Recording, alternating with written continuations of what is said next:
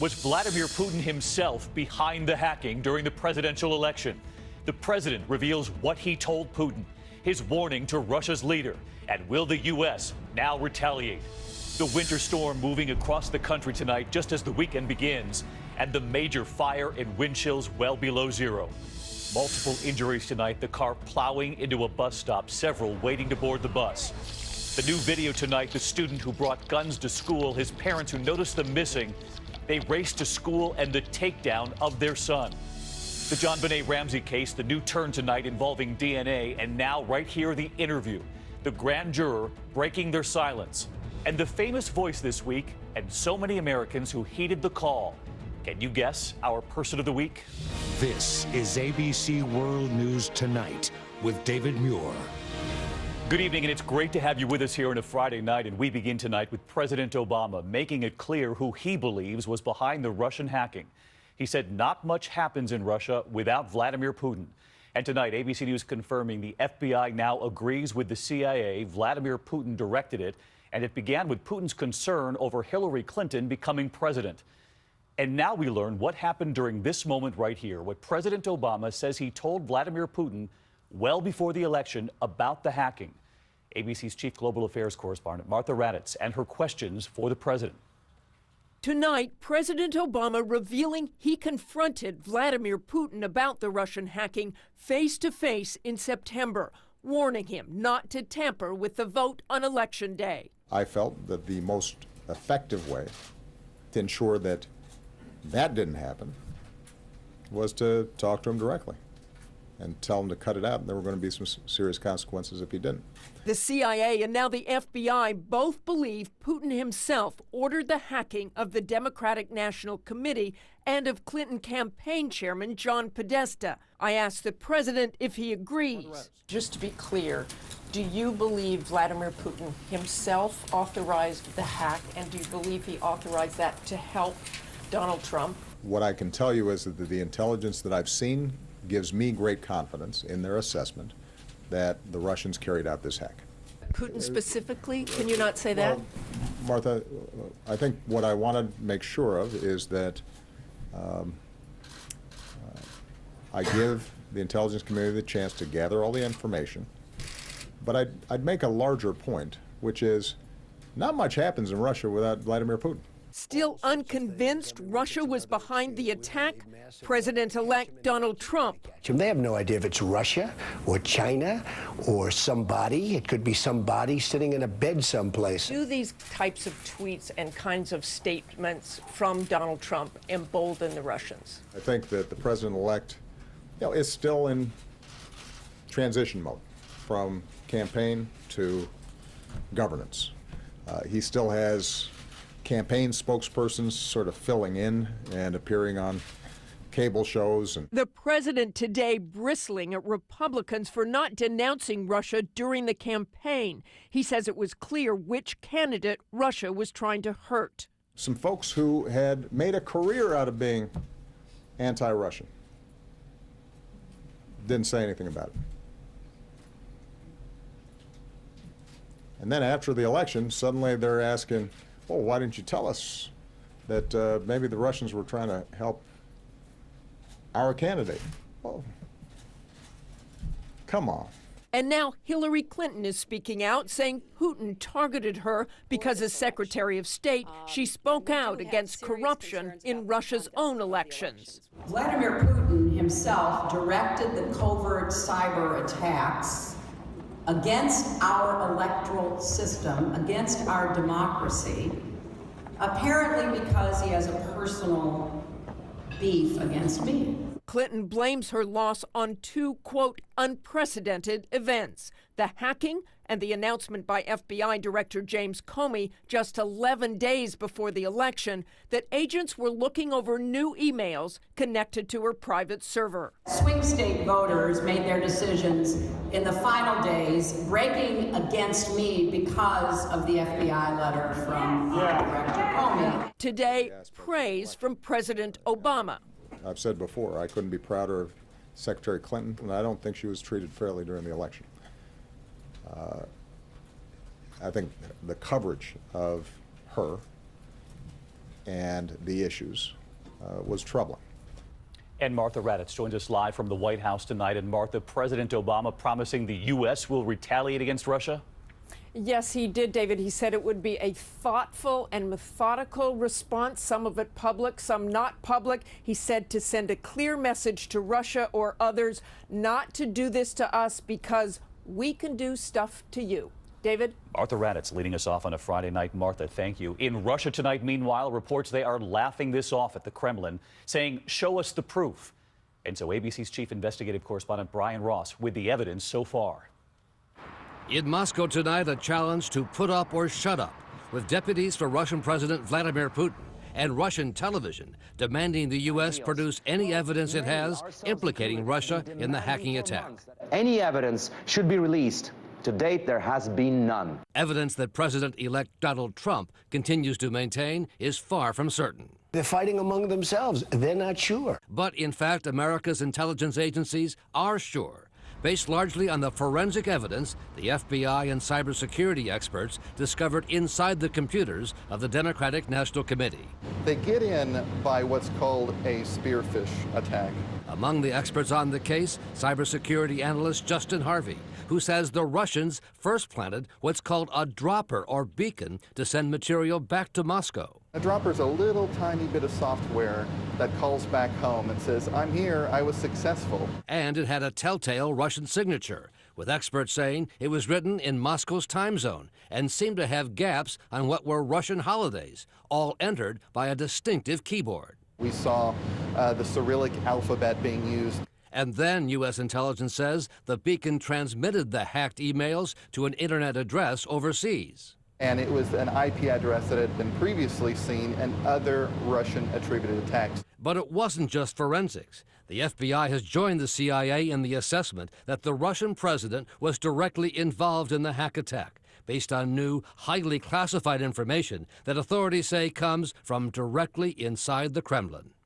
The evidence so far. Let's get right to Brian tonight because the FBI now on board with the CIA saying it's the Russians directed by Putin and largely to help Donald Trump. So does this put increasing pressure on the president-elect to at least acknowledge this? Well, it certainly does, David, especially with key Republicans raising questions about Trump's nominee for Secretary of State, Rex Tillerson.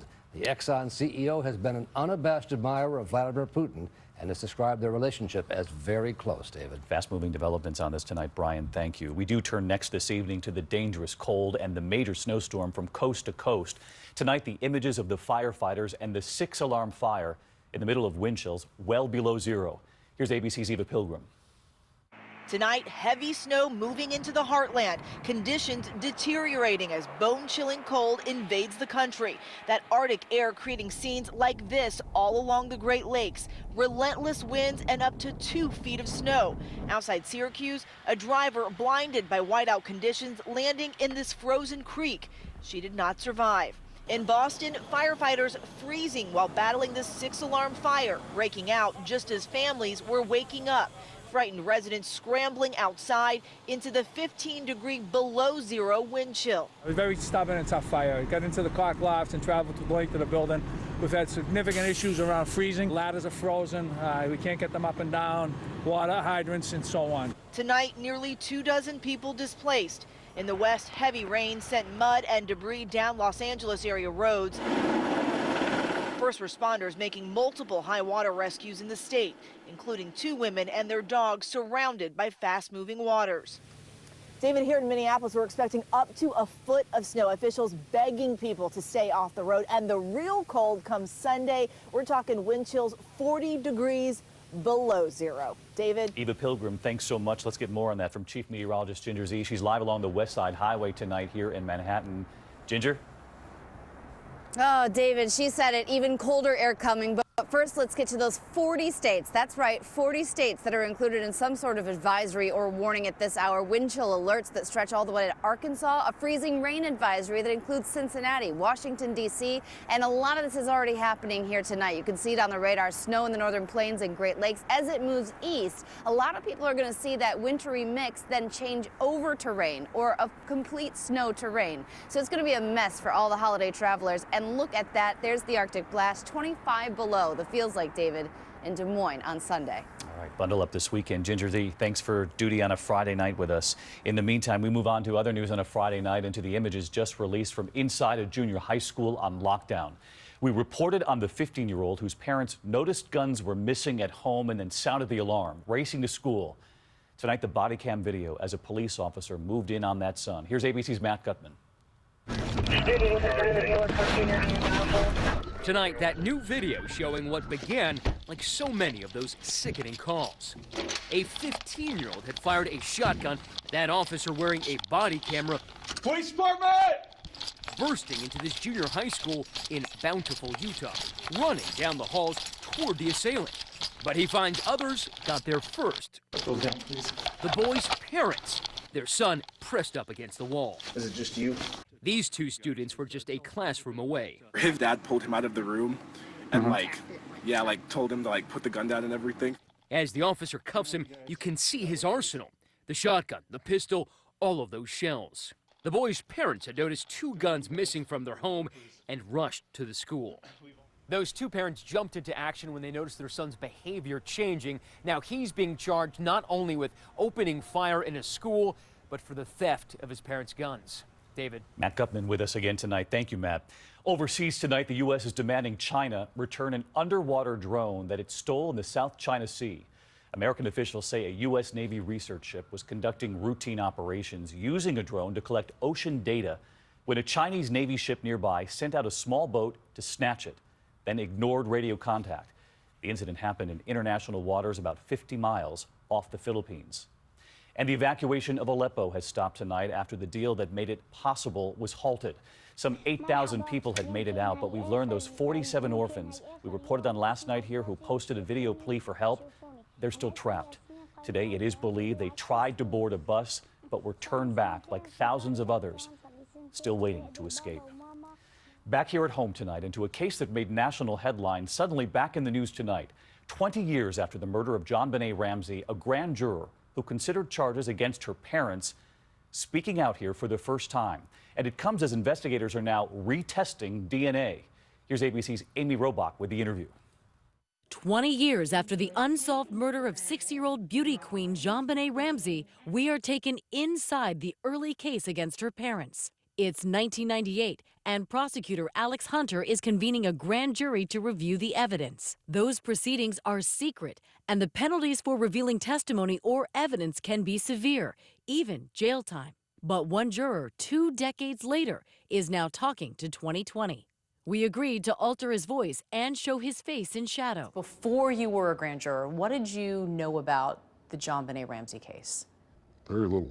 I saw that there was a little girl dressed up with, in my opinion, a sexual persona, and it disgusted me, and I turned off the TV. A grand jury hearing evidence for more than a year, instructed only to indict if they found probable cause. Was there enough evidence to indict John and Patsy Ramsey of a crime?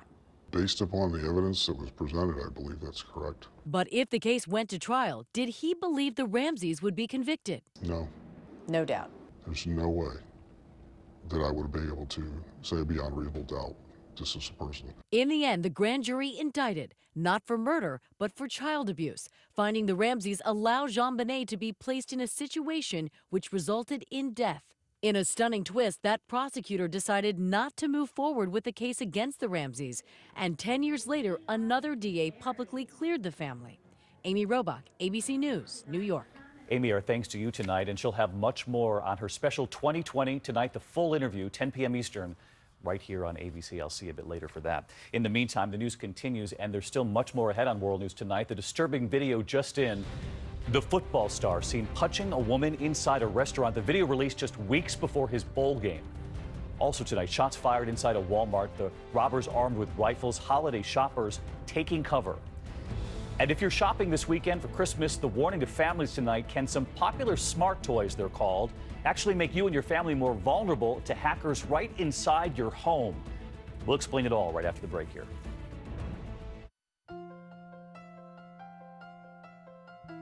Your body was made for better things than rheumatoid arthritis.